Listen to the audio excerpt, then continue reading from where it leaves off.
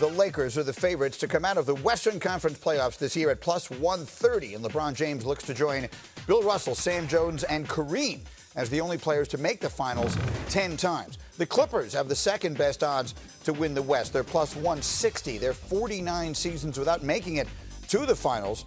Directly preceding or even the round before that is the longest in league history. In the East, the Bucks are overwhelming favorites to reach the finals at minus 230. Milwaukee looking to make it for the third time in history, first time since 1974, and the Celtics are behind them in the East at plus 500 at 43-21. Boston is on pace to post its best winning record since the season that ended in 2011.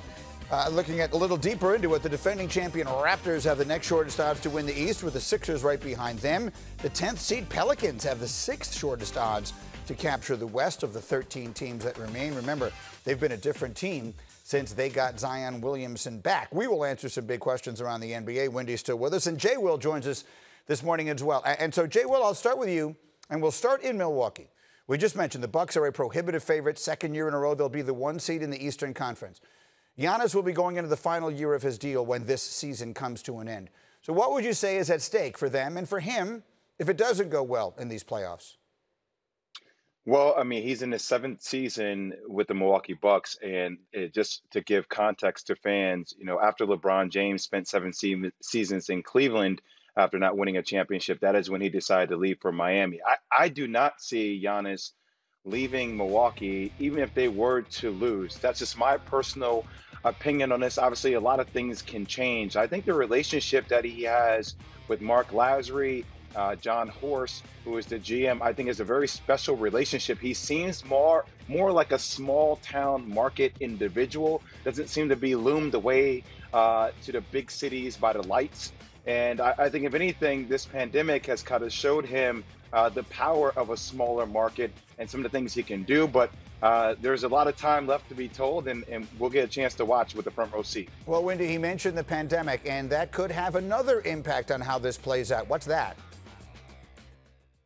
Yeah, so the reason that the Supermax was even put into the NBA was for this exact reason, to offer superstars so much money that they don't want to leave.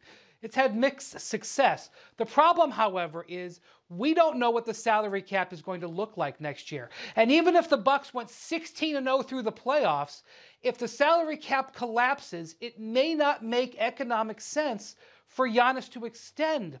And this could even also apply to the Lakers and Anthony Davis. Anthony Davis could be smiling from ear to ear, so happy to be in LA, but it may not behoove him to sign a long-term contract this summer. So the results on the floor obviously matter, but the negotiations with the CBA and what happens with the salary cap may matter more about whether these guys re-sign this summer. And to be clear, that would mean that Giannis would play into the last year of his contract, and then, you know, all bets are off. You never know when things like that happen. Here's the next one. Let's talk about the 76ers. Joel Embiid and Ben Simmons basically are the process. And, you know, Jay Will, you and I have talked a lot over the course of the time that you've been with me here on this show about that team and how it's just never quite fit together perfectly. So if this thing should get cut short abruptly in this postseason, Wendy, I'll start this one with you. What's at stake there? What happens then? This is one of the things that people and executives have been talking about for 9 months now, long before we knew what COVID-19 was. And the feeling is that with talent like this, you try everything you possibly can before breaking them up. So if they do not have a strong postseason, I think Brett Brown's job would be on the line first before they would consider breaking these guys up. But one more thing I got to say about the money. The 76ers are scheduled to have a $145 million payroll next year. That was based on things staying the same. If the salary cap collapses, they may have to cut salary and break up the team anyway. So much of this is going to hinge on these negotiations. Let's try and put that piece to the side. It's important, no question. But just looking at it from a basketball perspective, Jay Williams, if you were making the decisions in Philadelphia and this thing were to get cut short in this playoff run here, would you be considering, not forget considering, would you be thinking, I need to break these two guys up? I would try to do, that would be my last resort. But if I got to my last resort, and I've been on our show talking about this screening last year, I would build my team around Ben Simmons. Now, I know Joel Embiid is a very special talent, and there's no doubt that talent-wise, he's one of the best there is in the league.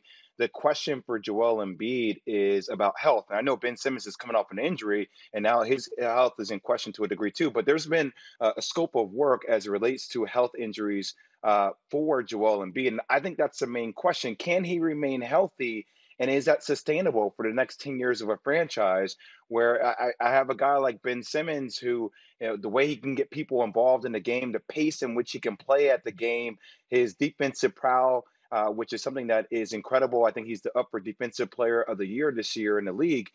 I will build my team around Ben Simmons. If you're asking me, if it comes down to that, I will go with Ben. Is Ben Simmons a better player without Joel Embiid on his team? It's not a disrespect to Embiid, but based upon the way they both play, Jay Will, is Simmons better without Embiid? It just opens up the floor. It opens up the floor for the pace that this team, it looks like at times, should be playing at. Joel Embiid at times, his game is centered down low on the block. I know he has the ability to shoot. Those numbers have gotten a little bit better over the course of his career. But, when you watch basketball, you don't want to see Joel Embiid lagging in the system in order for him to come down and shoot threes. And somebody could say, well, in playoff basketball, the game slows down. But the metrics actually don't prove that. The game is almost at the same speed that they are during the regular season. So if that is a pace and space style of game, I go with Ben Simmons. Thank you for watching ESPN on YouTube. For live streaming sports and premium content, subscribe to ESPN+.